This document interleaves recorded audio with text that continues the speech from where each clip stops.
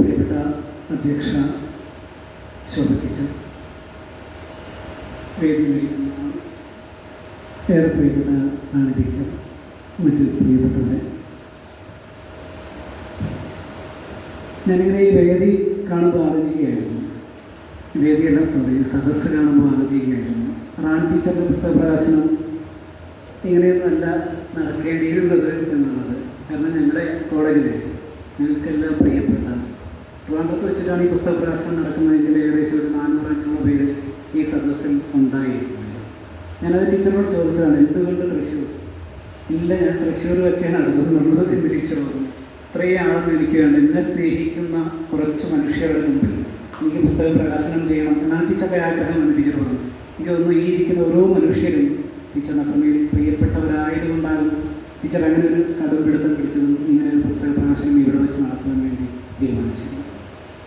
നിരന്തരം പുസ്തക പ്രകാശനങ്ങൾ കാണുന്ന ആൾക്കാരാണ് നമ്മൾ. നിരന്തരം എന്നാണ് പുസ്തക പ്രകാശനങ്ങൾ നടക്കുന്നത്. നാളെ പുസ്തക പ്രകാശനം നടത്തുന്നത്. പക്ഷേ ഈ പുസ്തക പ്രകാശനം നമുക്ക് സവിശേഷമായി മാറുന്നത് അത് റാണി ടീച്ചറിൻ്റെ പുസ്തക പ്രകാശനം ആയതുകൊണ്ടാണ്. ശോഭ ടീച്ചർ പറഞ്ഞതുപോലെ ആരെയും പരിചയമില്ല. തൃശ്ശൂർ സ്ഥിരമായി കാണുന്ന സാഹിത്യ അക്കാദമി ഹോളിൽ നിരന്തരം നടക്കുന്ന പുസ്തക പ്രകാശനങ്ങളിൽ കാണുന്ന മുഖങ്ങളല്ല, വന്ന മുഖങ്ങളും വേദിയിലിരിക്കുന്ന മുഖങ്ങളും സദസ്സിലിരിക്കുന്ന മുഖങ്ങളും എല്ലാം.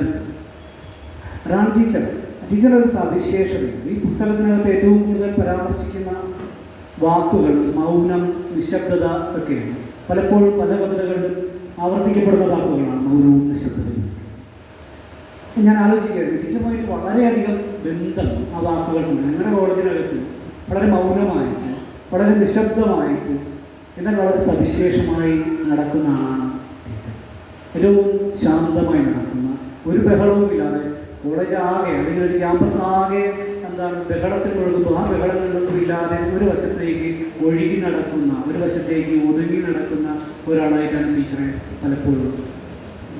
ടീച്ചർ അങ്ങനെ ഒരു പ്രകൃതം ഒന്നിലും ഇല്ലാതെ, ഒന്നിലും മത്സരിക്കുവാനില്ലാതെ, ഏതൊന്നിലേക്കും പോകാതെ. ഞാൻ ഇന്നലെ ടീച്ചറിനെ കുറിച്ച് എന്തെഴുതണം എന്ന് ആലോചിച്ചപ്പോൾ ഞങ്ങളുടെ യൂണിവേഴ്സിറ്റി കോളേജ് ഏകദേശം A ഗ്രേഡ് ഉള്ള, ഞങ്ങൾക്ക് A ഗ്രേഡ് ഉള്ള കോളേജ്. ആ കോളേജിനെ സംബന്ധിച്ചിടത്തോളം കഴിഞ്ഞ വർഷം ഉണ്ടായിട്ടുള്ള റിസൾട്ടുകൾ 2-3 റിസൾട്ടുകളാണ് ഏറ്റവും പ്രധാനപ്പെട്ട റിസൾട്ടുകളായിട്ടുള്ളത്. ഒന്ന്, ആ കോളേജിൽ നിന്ന് MSc വിദ്യാർത്ഥികളായിട്ടുള്ള 4 കുട്ടികൾ ലക്ഷങ്ങൾ സ്കോളർഷിപ്പ് വാങ്ങി കൊറിയയിൽ സ്കോളർഷിപ്പിന് പോയി, ഗവേഷണത്തിന് പോയി എന്നുള്ളതാണ് ഒന്നാമത്തെ മെറിറ്റ്. രണ്ടാമത്തെ മെറിറ്റ്, ആ കോളേജിൽ ഉണ്ടായിട്ടുള്ള രണ്ടാമത്തെ മെറിറ്റ്, ആ കോളേജിനകത്തുണ്ടായിരുന്ന കുട്ടികൾ ഒരു പരീക്ഷണം നടത്തുകയും കാറിൻ്റെ ക്ലാസ്സിലുണ്ടാകുന്ന മഴക്കാലത്തുണ്ടാകുന്ന ബുദ്ധിമുട്ട് പരിഹരിക്കുന്നതിന് വേണ്ടിയുള്ള ഒരു പരീക്ഷണം നടത്തുകയും ആ കണ്ടുപിടുത്തം നടത്തുകയും അതിന് പേറ്റന്റിന് വേണ്ടി അപേക്ഷിക്കുകയും ചെയ്യുന്നുള്ളതാണ് രണ്ടാമത്തെ മെറിറ്റ്. മൂന്നാമത്തെ മെറിറ്റ്, ആ കോളേജിലുണ്ടായിട്ടുള്ള മൂന്നാമത്തെ മെറിറ്റ് എന്ന് പറയുന്നത് IIT നടത്തിയിട്ടുള്ള ഒരു 29,500ഓളം വരുന്ന ഐഡിയകളിൽ നിന്ന്, കേരളത്തിലെ യുവ ഇൻവെൻറ്റേഴ്സിൻ്റെ ഐഡിയകളിൽ നിന്ന് അതിൽ പങ്കെടുത്ത ഏക ഗവൺമെൻറ് കോളേജ് യൂണിവേഴ്സിറ്റി കോളേജായിരുന്നു. അതിലെ ഫൈനലിസ്റ്റുകളായിട്ടുള്ള കുട്ടികളും ഈ യൂണിവേഴ്സിറ്റി കോളേജിലുണ്ടായിരുന്നു. ഈ നടന്നിട്ടുള്ള 3 സംഭവത്തിൻ്റെയും മെൻറ്റർ റാണി ടീച്ചറായിരുന്നു എന്നുള്ളതാണ്.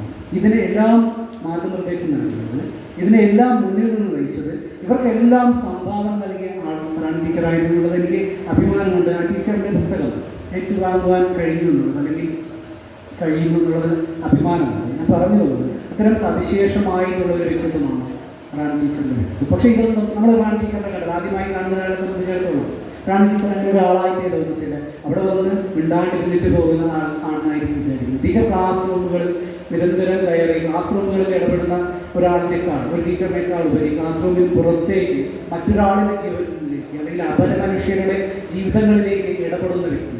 ഇങ്ങനൊരു കഥ പറഞ്ഞു. ഈ സന്ദർഭവുമായിട്ട് യോജിക്കുമെന്ന് നമ്മുടെ ഒരു പ്രണയകഥയാണ്. ആ കഥ എങ്ങനെയാണ്? ഒരിക്കൽ ഒരു കാമുകിയും കാമുകനും ഇരുവരും വല്ലാത്ത സ്നേഹത്തിലാണ്. എങ്ങനെ എന്തൊക്കെയോ കൊണ്ട് അവർ തമ്മിൽ പരസ്പരം അകന്നു കഴിയേണ്ടിരുന്നപ്പോൾ ഒരു ദിവസം ഈ കാമുകിയെ കാണുന്നതിന് വേണ്ടി അവളെ കണ്ടാലേ അടങ്ങുമെന്ന് വിചാരിച്ചിട്ട് അവിടേക്ക് എത്തുകയാണ്. കാമുകിയുടെ വീട്ടിലേക്ക് എത്തുന്നു. കാമുകിയുടെ വീട്ടിലേക്ക് വന്നിട്ട് കാമുകിയുടെ വീടിൻ്റെ വാതിലിൽ തട്ടുന്നു. വാതിലിൽ തട്ടുമ്പോൾ കാമുകി ചോദിക്കുന്നു, ആരാണ് എന്ന് ചോദിക്കും. അപ്പോൾ അയാൾ മറുപടി പറയുന്നു, ഞാനാണ്. അപ്പം നിശബ്ദതയാണ്, അകത്ത് നിശബ്ദതയാണ്. കാമുകി വാതിൽ തുറക്കുന്നില്ല. ഒരുപാട് സമയം നിന്നിട്ട് അയാൾ പതിയെ പിന്തിരിഞ്ഞു പോകുകയാണ്. കുറേ നാൾ വീണ്ടും നടന്നു.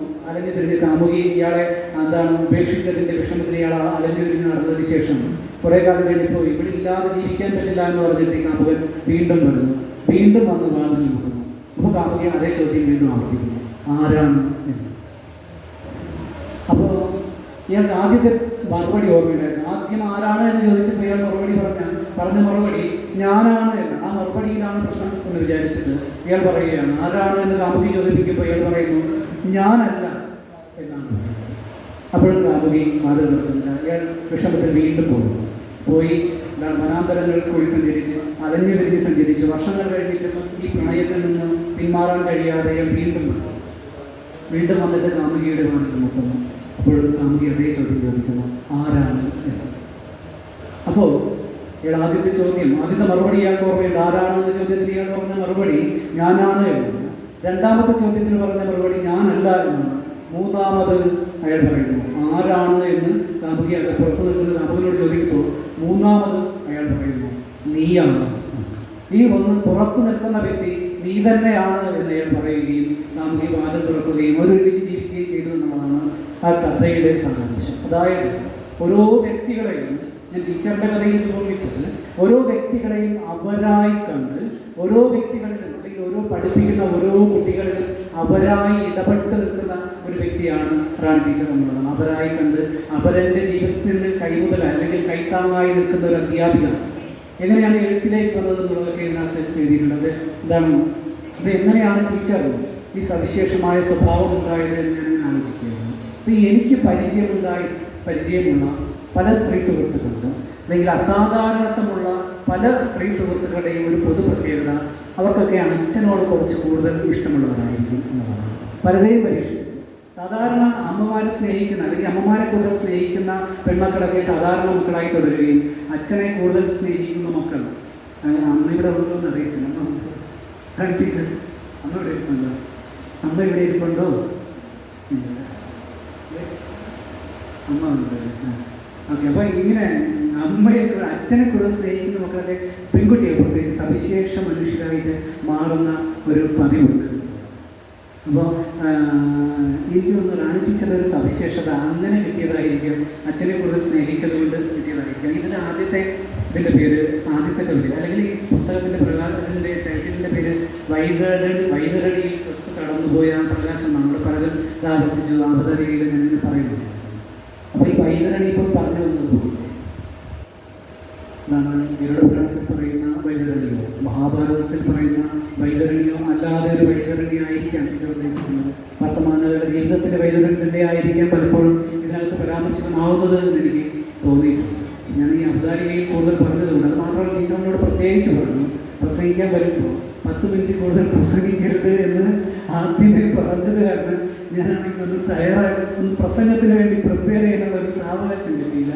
കവിതയ്ക്ക് എന്തിനെക്കുറിച്ച് പറയണം, കാരണം എന്തായാലും അധികം ബോറടിപ്പിക്കരുത്. വന്നിരിക്കുന്നതൊക്കെ എനിക്ക് പ്രിയപ്പെട്ട മനുഷ്യരാണ്, അവരെ സംസാരിച്ച് ബോറടിപ്പിക്കരുത്. അതുകൊണ്ട് എല്ലാവർക്കും സമയ നിബന്ധന വെച്ചിട്ടുണ്ട്. 10 മിനിറ്റിനപ്പുറം സംസാരിക്കരുത്. എനിക്കൊന്ന് പുസ്തക പരിചയം നടത്തിയ ആൾ ഒരു 10 മിനിറ്റിനപ്പുറത്തേക്ക് പുസ്തക പരിചയം നടത്തിയിട്ടില്ല എന്നുള്ളതാണ് എൻ്റെ ഒരു പ്രശ്നം.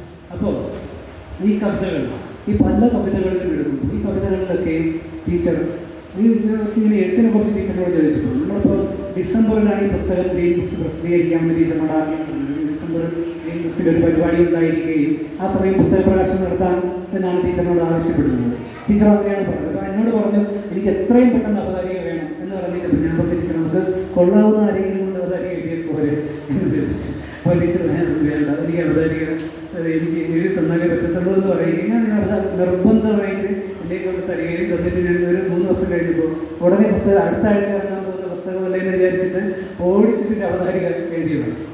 അപ്പോൾ എഴുതി കഴിഞ്ഞിട്ട് ഞാനിപ്പോൾ പുസ്തകം നോക്കുമ്പോൾ അന്ന് അവതാരിക എഴുതിയതിനേക്കാൾ ഇരട്ടി കവിതകൾ ഈ പുസ്തകത്തിനകത്ത് ഇപ്പോൾ ഉണ്ട് എന്നുള്ളതാണ്. അപ്പോൾ ഈ ഗ്രീൻ ബുക്സ് ഈ പുസ്തകം ഇറങ്ങാൻ വീണ്ടും വൈകിയിരുന്നെങ്കിൽ ഈ പുസ്തകത്തിൻ്റെ വലിപ്പം വീണ്ടും കൂടിക്കൊണ്ടിരുന്നത്. ടീച്ചർ എപ്പോഴും കവിത കണ്ടെത്തുന്ന അല്ലെങ്കിൽ എപ്പോഴും കവിത എഴുതുവാൻ മനസ്സുള്ള എപ്പോഴും ഏത് വിഷയത്തിനകത്തുനിന്നും കവിത കണ്ടെത്തുന്ന ആളാണ് ടീച്ചർ. നമ്മൾ ഇരുന്നാൽ മതി ടീച്ചർ കവിത സ്വയം കവിതയായി മാറിയ ആൾക്കാർക്ക് അങ്ങനെ ചില സവിശേഷതകളുണ്ട്. അവർക്ക് എപ്പോഴും വീട്ടിൽ നിന്നൊക്കെ കവിത കണ്ടെത്തുന്നത്. അപ്പോൾ ഇതിന് ആദ്യത്തെ കവിത എന്ന് പറയുന്നത് നമുക്കറിയാം ഈ മനുഷ്യരുടെ എല്ലാ മനുഷ്യരുടെയും സങ്കടങ്ങൾ എല്ലാ മനുഷ്യരും സങ്കടങ്ങളുടെ വല്ലാത്ത ജീവിതത്തിലാണ് ജീവിക്കുന്നത്, ലോകത്താണ് ജീവിക്കുന്നത്. അത്തരത്തിൽ സങ്കടങ്ങൾ, മനുഷ്യരുടെ ദുഃഖങ്ങൾ, മനുഷ്യരുടെ വിഷമങ്ങൾ, അങ്ങനെ ഫിലോസഫിക്കലായിട്ടുള്ള അല്ലെങ്കിൽ ദുഃഖങ്ങൾ ചേർന്നിട്ടുള്ള കവിതകൾ, ഫിലോസഫിക്കലായിട്ടുള്ള കവിതകൾ ഒക്കെയാണ് പല കവിതകളും. പക്ഷേ നമുക്ക് ഈ കവിതകളുടെ ഉള്ളിലേക്ക് ഇറങ്ങിയിരുന്നിട്ട് പിന്നെ ഈ കവിതയുടെ ഒരു പ്രത്യേകത, നമ്മൾ ഈ കഥ പറയുന്നത് പോലെ, ഞാൻ ആദ്യം ഒരു കഥ പറഞ്ഞപ്പോൾ നേരത്തെ ഒരു കഥ പറഞ്ഞപ്പോഴൊക്കെ നമുക്ക് ഈ കഥകൾ പെട്ടെന്ന് മനസ്സിലാവുന്നതാണ്. കവിത നമുക്ക് ഇങ്ങനെ മനസ്സിലാകുന്നതാണ് പലപ്പോഴും. കവിത നമുക്ക് സൂക്ഷ്മമായിട്ടുള്ള ഒരു എന്താണ് ഒരു നമ്മുടെ ഒരു ഇന്ദ്രിയവും കൂടി തുറന്നാൽ മാത്രമേ പലപ്പോഴും നമുക്ക് കവിത മനസ്സിലാവുന്നുള്ളൂ. സ്കൂളിൽ നമ്മളെ കവിത പഠിപ്പിക്കുമ്പോൾ നമുക്ക് പലപ്പോഴും അറിയാം, നമുക്ക് സ്കൂളിൽ കഥ പഠിപ്പിക്കുമ്പോൾ നമുക്ക് മനസ്സിലാവും. കവിത ടീച്ചർ പഠിപ്പിച്ചാൽ മാത്രമേ നമുക്ക് മനസ്സിലാവുള്ളൂ. അല്ല, ഇപ്പോഴും അങ്ങനെ തന്നെയല്ലേ? കവിത പറഞ്ഞാൽ മനസ്സിലാവുന്നവരാണ്. നമുക്ക് വളരെ കുറവായിരിക്കും കവിത പറഞ്ഞാൽ. ഞാനൊരു വീരാൻകുട്ടി എഴുതിയൊരു കവിതയാണ് കേട്ടോ. കവിതയുടെ പേര് അമറൻ എന്നാണ് കവിത, അല്ല വിറ എന്നാണ് കവിതയുടെ പേര്. ആ കവിത ഇങ്ങനെയാണ്, ഒരു ഗംഭീര കവിതയാണ്. പക്ഷേ ഞാൻ ഗാന്ധിജിയുടെ കവിതയിലേക്ക് കടക്കുന്നതിന് മുമ്പ് പറയുന്നത് ആ കവിത ഇങ്ങനെയാണ്: പെരുമഴയത്ത് തണുത്തു വിറയ്ക്കുന്ന പശുക്കുട്ടിയെ നോക്കി വിറകൊള്ളുന്നു പഠിക്കലിരിക്കുന്ന പുകച്ചെരുപ്പ് എന്നാണ് കവിത. പെരുമഴയത്ത് വിറകൊള്ളുന്ന, പെരുമഴയത്ത് തണുത്തു വിറയ്ക്കുന്ന പശുക്കുട്ടിയെ നോക്കി വിറകൊള്ളുന്നു പഠിക്കലിരിക്കുന്ന പുകച്ചെരുപ്പ്. ഇത്രയേ ഉള്ളൂ കവിത. ഇതാണ് കവിതയുടെ പ്രശ്നം. നമുക്ക് ഒറ്റ വായനയിൽ ഈ കവിത മനസ്സിലാക്കുക. പക്ഷെ ഓരോ വാക്കും നമുക്കറിയാമായിരിക്കും. പെരുമഴ എന്താണെന്ന് നമുക്കറിയാമായിരിക്കും, തണുത്തു വിറയ്ക്കൽ എന്താണെന്ന് നമുക്കറിയാമായിരിക്കും, പശുക്കുട്ടി എന്താണെന്ന് നമുക്കറിയാമായിരിക്കും. പെരുമഴയത്ത് തണുത്തു വിറയ്ക്കുന്ന പശുക്കുട്ടിയെ നോക്കി വിറകൊള്ളുന്നു പഠിക്കലിരിക്കുന്ന തുകൽ ചെരുപ്പ് എന്ന് പറയുമ്പോൾ നമ്മുടെ കയ്യിൽ നിന്ന് കവിത ഉണ്ട്. തുകൽ ചെരുപ്പ് നമുക്കറിയാം, അതെന്തിനാണ് വിറകൊള്ളുന്നതെന്ന് നമുക്ക് ആദ്യത്തെ കേൾവി നമുക്ക് മനസ്സിലാവുക. നമ്മുടെ കവിതയുടെ ഉള്ളിലേക്ക് ഇറങ്ങുന്നത് രണ്ടാമത് വായിക്കുമ്പോഴാണ് നമുക്ക് ആ കവിത മനസ്സിലാകുന്നത്. ആ പഠിക്കലിരിക്കുന്ന തുകൽ ചെരുപ്പ് ആ പശുക്കുട്ടിയുടെ അമ്മയെ കൊന്ന് അതിൻ്റെ തുകൽ കൊണ്ടുണ്ടാക്കിയ ചെരുപ്പാണെന്ന് മനസ്സിലാക്കുമ്പോഴാണ് ആ കവിത നമ്മുടെ ഉള്ളിൽ തൊടുന്നത്. പെരുമഴയത്ത് തണുത്തു വിറയ്ക്കുന്ന പശുക്കുട്ടിയെ നോക്കി വിറകൊള്ളുന്നു പഠിക്കലിരിക്കുന്ന തുകൽ ചെരുപ്പ് എന്ന് പറയുമ്പോഴാണ് അമ്മമാർ ഇങ്ങനെയാണല്ലോ എന്ന് നമ്മൾ ഓർമ്മിക്കുന്നത്. ഏത് മരിച്ച് മണ്ണടിഞ്ഞ് ഏത് രൂപത്തിൽ പോയാലും മക്കളുടെ വിറകൾ, മക്കളുടെ കൈനലുകൾ അവരെ വിറകൊള്ളിപ്പിക്കുന്നു എന്ന് പറയുന്ന മാതിരി ഈ കവിതയുടെ ഒരു പ്രത്യേകത. ഗാന്ധി ടീച്ചറിന്റെ കവിതയിലേക്ക് ഇറങ്ങുമ്പോൾ അങ്ങനെയാണ്. കവിത നമുക്ക് അത്ര പെട്ടെന്ന് കവിത നമ്മളിലേക്ക് കണ്ടുവരുന്നില്ല. ആ കവിതയുമായി നമ്മളൊരു ധ്യാനത്തിൽ എന്നാൽ വരണം സംവേദനം ചെയ്താൽ മാത്രമേ കവിതകളിലേക്ക് നമുക്ക് കൂടുതൽ കടക്കാൻ പറ്റുള്ളൂ. അപ്പോഴാണ് അത് ഫിലോസഫിക്കലിയുള്ള കവിതയാകുന്നത്, ആത്മദുഃഖങ്ങളുടെ കവിതയാകുന്നത്, പ്രകൃതിയെക്കുറിച്ചുള്ള കവിതയാകുന്നത്, പാരിസ്ഥിതിക ബോധമുള്ള കവിതയാകുന്നത്, വർത്തമാനകാല ജീവിതത്തിൻ്റെ ചില വെളിച്ചങ്ങൾ നമ്മൾ കടന്നു പോകുന്ന ടീച്ചറിൻ്റെ കുറുനരി എന്ന് പറയുന്ന ഒരു കവിതയുണ്ട്. വെളിച്ചങ്ങളെ കുറിച്ചാണ് ആ കവിത പറയുന്നത്. നമുക്ക് ചുറ്റും ഒരുപാട് വെളിച്ചമുണ്ട് കുട്ടികളെ എന്നാണ് ആ കവിത പറയാതെ നമ്മളോട് പറയുന്നത്. നമ്മൾ ഈ കാണുന്ന വെളിച്ചങ്ങളൊക്കെ യഥാർത്ഥ വെളിച്ചങ്ങളെന്താണെന്നും അത് കുറുനരികളുടെ ചില വിദ്യകളാണെന്നും കുറുനരികൾ അവരിലേക്ക് ക്ഷണിക്കുന്ന ചില വിദ്യകളാണെന്നും ഒക്കെ ഈ കവിത കുറുനരി എന്ന് പറയുന്ന കവിത പറയുന്നു. അപ്പോൾ ഇങ്ങനെ പല കവിതകൾ വർത്തമാനകാല സംപ്രാസങ്ങളെ കാണിക്കുന്ന എന്താണ് പാരിസ്ഥിതിക വിഷയങ്ങളെ അപഗ്രഥിക്കുന്ന രീതിയിലുള്ള വ്യക്തി ദുഃഖങ്ങളെ വിലയിരുത്തുന്ന രീതിയിലുള്ള ഫിലോസഫിക്കലായിട്ടൊക്കെ ഉള്ള കവിതകളുണ്ട്. അപ്പോൾ ഇതിലെ അവസാന കവിത എന്ന് പറയുന്നത് ആവർത്തന പട്ടിക എന്ന് പറയുന്ന ഒരു കവിതയാണ്. അപ്പം ആവർത്തന പട്ടികയും മനുഷ്യരും തമ്മിൽ ആവർത്തനം എന്നൊരു പൊതു സ്വഭാവമുണ്ട്. നിരന്തരം ഒരേ കാര്യങ്ങൾ ആവർത്തിക്കുന്ന മനുഷ്യനാണ്. അപ്പോൾ ഉറുമ്പുകളുടെ ഒരു ജീവിതക്രമം വെച്ചിട്ടാണ് ആ കവിത ടീച്ചർ വിലയിരുത്തുന്നത്. അപ്പോൾ ഉറുമ്പായാലും ദേശാടന പക്ഷികളായാലും കുരുവികളായാലും ഒക്കെ അവർക്കെല്ലാം ചില വെള്ളാരം കല്ലുകളുണ്ട്.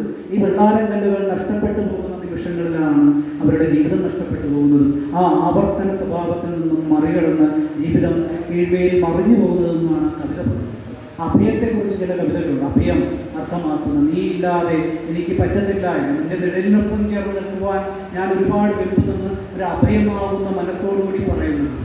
മൗനത്തെക്കുറിച്ച് പറയുന്ന കവിതകളുണ്ട്. ഒരു മഴത്തുള്ളി ആകാശത്തേക്ക് അനുപാതമില്ലാതെ ആകാശത്തു നിന്നും അടർന്നു വീണ മഴത്തുള്ളി കയ്യിലെടുത്തിട്ട് ആ ടീച്ചർ മഴത്തുള്ളി നമ്മുടെ കയ്യിലാണെങ്കിൽ ഒരു മഴത്തുള്ളി വന്ന് വീണമെന്ന് തുടച്ചത് റാം ടീച്ചറിൻ്റെ കയ്യിലാണ് ആ മഴത്തുള്ളി വീഴുകയാണെങ്കിൽ ടീച്ചർ ആ കയ്യിലെടുത്തിട്ട് പറയും നമ്മൾ ഈ കുഞ്ഞുങ്ങളെ ലാളിക്കുന്നത് പോലെ ആവയെന്നും അല്ലെങ്കിൽ കുഞ്ഞയെന്നും മുട്ടയെന്നും പൊന്നയെന്നും ഒക്കെ ലാളിക്കുന്നത് പോലെ ആ മഴത്തുള്ളി എടുത്തിട്ട് ടീച്ചർ അതിനകത്ത് ലാളിക്കുകയാണ്. ഇത് കൈത്തോടാണ്, ഇത് പുഴയാണ്, ഇത് നാളെ ഒരു പൂന്തോട്ടത്തെ നനച്ചു നടാൻ പറ്റിയ ഒരു ഉറവയാണെന്നൊക്കെയാണ്. ഒരു മഴത്തുള്ളിയെ മാത്രം കേവലം തുള്ളിയെ എടുത്തിട്ട് ജലത്തുള്ളിയെ എടുത്തിട്ട് ഇങ്ങനെ വർണ്ണിക്കുകയാണ്, ഇങ്ങനെ സ്വപ്നം കാണുകയും പല രീതിയിൽ ഇത്തരം കവിതകൾ ഇത്തരം വായനകൾ നമുക്ക് സാധ്യമാണ്. അപ്പോൾ അത്തരത്തിൽ റാണി ടീച്ചർ ഇനി ഇപ്പോൾ ഒരു ദിവസം എന്നോട് സംസാരിക്കുന്നതിനിടയിൽ ഇങ്ങനെ പറയുന്നുണ്ടായിരുന്നു, എന്താണ് വിചാരങ്ങളുടെ ഏറ്റവും ചെറിയ അംശം മാത്രമേ ഇതുവരെ കവിതയാക്കിയിട്ടുള്ളൂ. ഇനിയും ഒരുപാട് കവിതകൾ വരാനുള്ളത്. അപ്പോൾ ഇത് റാണി ടീച്ചറിൻ്റെ ആദ്യത്തെ പുസ്തകമാണ്. ഒരു വേറിട്ട നടത്തമാണ്. ഈ നടത്തത്തിന്, ഈ പുസ്തകത്തിന് എല്ലാവിധ ആശംസകളും അർപ്പിക്കുന്നത്. റാണി ടീച്ചറിൻ്റെ അടുത്ത പുസ്തകങ്ങൾ, അടുത്ത സമാഹാരങ്ങൾ ഉടനടി വീണ്ടും വരട്ടെ എന്നും ഇതൊരുപാട് വായിക്കപ്പെട്ടെ ആഗ്രഹിക്കുന്നു. ലാസ്റ്റ് മോഹനകൃഷ്ണൻ കരടിയുടെ ഒരു കവിത കൂടി പറഞ്ഞുകൊണ്ട് നിർത്താമെന്ന് വിചാരിക്കുന്നു. മോഹനകൃഷ്ണൻ കരടി എഴുതിയ ഒരു കവിതയുണ്ട്. കുന്നിടിച്ചു നിരത്തുന്ന യന്ത്രമേ, മണ്ണുമാന്തി എടുക്കുന്ന കൈകളിൽ പന്തുപോൽ ഒന്ന് കിട്ടിയാൽ നിർത്തണേ, ഒന്ന് കൂക്കി വിളിച്ചറിയിക്കണേ, പന്തു കായ്ക്കും മരമായി വളരുവാൻ പണ്ടു ഞങ്ങൾ കുഴിച്ചിട്ട കാണടോ എന്നാണ് ആ കവിത. ഈ കവിതയുടെ ഒരു സ്വഭാവം ഞാൻ നേരത്തെ പറഞ്ഞത് നമുക്ക് ഒറ്റക്കേൾവിയിൽ മനസ്സിലാവത്തില്ല. വരി ഇങ്ങനെയാണ്: കുന്നിടിച്ചു നിരത്തുന്ന യന്ത്രമേ എന്നാണ് ആദ്യത്തെ വരി. നമുക്ക് മനസ്സിലാകുന്നത് JCB കുറിച്ചാണ് പറയുന്നത്. കുന്നിടിച്ചു നിരത്തുന്ന യന്ത്രമേ, മണ്ണുമാന്തി എടുക്കുന്ന കൈകളിൽ എന്ന് നമ്മൾ ശ്രദ്ധിച്ച് വായിക്കുമ്പോൾ മനസ്സിലാവുമോ? JCBയുടെ കൈകളിൽ എന്നാണ് ആ കവിത ഉദ്ദേശിക്കുന്നത്. കുന്നിടിച്ചു നിരത്തുന്ന യന്ത്രമേ, മണ്ണുമാന്തി എടുക്കുന്ന കൈകളിൽ പന്തുപോൽ ഒന്ന് കിട്ടിയാൽ നിർത്തണേ എന്നാണ് അടുത്ത വരി. പന്തുപോലെ എന്തെങ്കിലും കിട്ടിയാൽ നിർത്തണേ. മണ്ണ് കുഴിക്കുന്നതിനിടയ്ക്ക് പന്തുപോലെ എന്തെങ്കിലും കിട്ടിയാൽ നിർത്തണേ. ഒന്ന് കൂക്കി വിളിച്ചറിയിക്കണേ, ഒന്ന് ഉറക്കെ വിളിച്ചറിയിക്കണേ.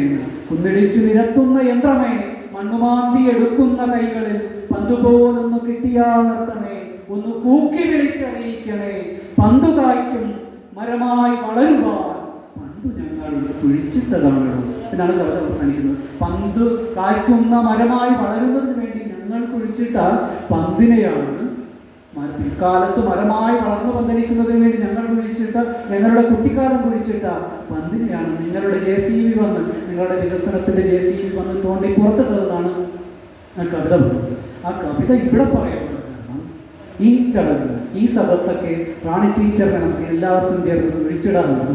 റാണി ടീച്ചർ പന്ത് കായ്ക്കുന്ന മരം പോലെ കവിതകൾ കായ്ക്കുന്നവരാണ്. റാണി ടീച്ചറിന്റെ പ്രിയപ്പെട്ടവരിയ്ക്കുന്ന, അനൂപ് സാർ ഇരിക്കുന്ന, സഹോദരങ്ങളിരിക്കുന്ന, മക്കളിരിക്കുന്ന, പ്രിയ സുഹൃത്തുക്കളും ബന്ധുക്കളും ഒക്കെ ഇരിക്കുന്ന വേദിയാണ്. അപ്പോൾ ഈ വേദിയിൽ അല്ലെങ്കിൽ ഈ സദസ്സിൽ നമുക്ക് റാണി ടീച്ചറിനെ കുറിച്ചിടാം. റാണി ടീച്ചർ ഒരുപാട് കവിതകൾ കായ്ക്കുന്ന, ഒരുപാട് കഥകൾ പൂക്കുന്ന പുസ്തകങ്ങളുമായി വീണ്ടും വീണ്ടും വരട്ടെ എന്ന് ആഗ്രഹിച്ചുകൊണ്ട് ഈ പുസ്തകം എല്ലാവരും വാങ്ങണമെന്നും പറഞ്ഞുകൊണ്ട് നിർത്തുന്നു.